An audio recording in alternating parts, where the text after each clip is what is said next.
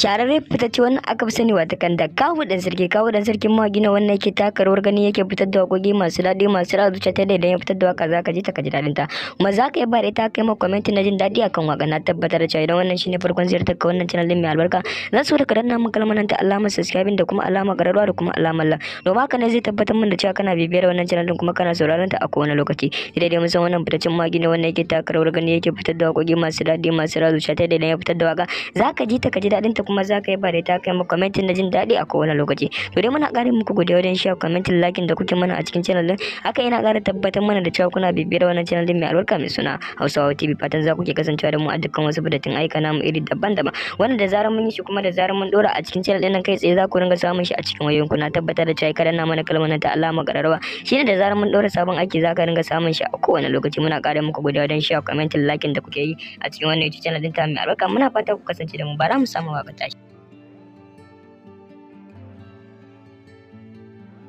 Walle Arakabi ya baby na walle Baby ka ishi baby ai dole kowa ya taba kana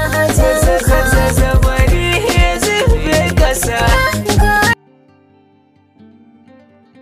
na tabbatar da cewa ka saurari fitacce waka ta shi kai mana sharing din bidiyon zuwa group ɗinka na watsa da nufi domin ka tabbatar mana da cewa kana bibiyar da channel shararre fitacce wannan aka fi sani wata kan da kawu dan sarkin mawaki na wannan yake taka rawar gani yake fitar da waƙoƙi masu daɗi masu ratsa zuciya ta da idan ya fitar da waka zaka ji ta ka ji daɗin ta kuma zaka yi ba da ita kai ma comment na jin daɗi akan waka na tabbatar da cewa idan wannan shine farkon ziyartar ka wannan channel din mai albarka zan so da ka danna min kalmar nan ta alamar subscribing da kuma alamar gararwa da kuma alamar like domin haka ne zai tabbatar min da cewa kana bibiyar wannan channel din kuma kana sauraron ta a kowane lokaci idan dai mun san wannan fitaccen mawaki ne wannan yake taka rawar gani yake fitar da waƙoƙi masu daɗi masu ratsa zuciya ta da idan ya fitar da waka zaka ji ta ka ji daɗin ta kuma zaka yi ba da ita kai ma comment na jin daɗi a kowane lokaci to dai muna ƙara muku godiya wajen share commenting liking da kuke mana a cikin channel din haka yana ƙara tabbatar mana da cewa kuna bibiyar wannan channel din mai albarka mai suna Hausawa TV fatan za ku ke kasancewa da mu a dukkan wasu bidatin aika namu iri daban-daban wanda da zarar mun yi shi kuma da zarar mun dora a cikin channel din nan kai tsaye za ku ringa samun shi a cikin wayoyinku na tabbatar da cewa kada na mana kalmar nan ta alama gararwa shine da zarar mun dora sabon aiki za ka ringa samun shi a kowane lokaci muna ƙara muku godiya wajen share commenting liking da kuke yi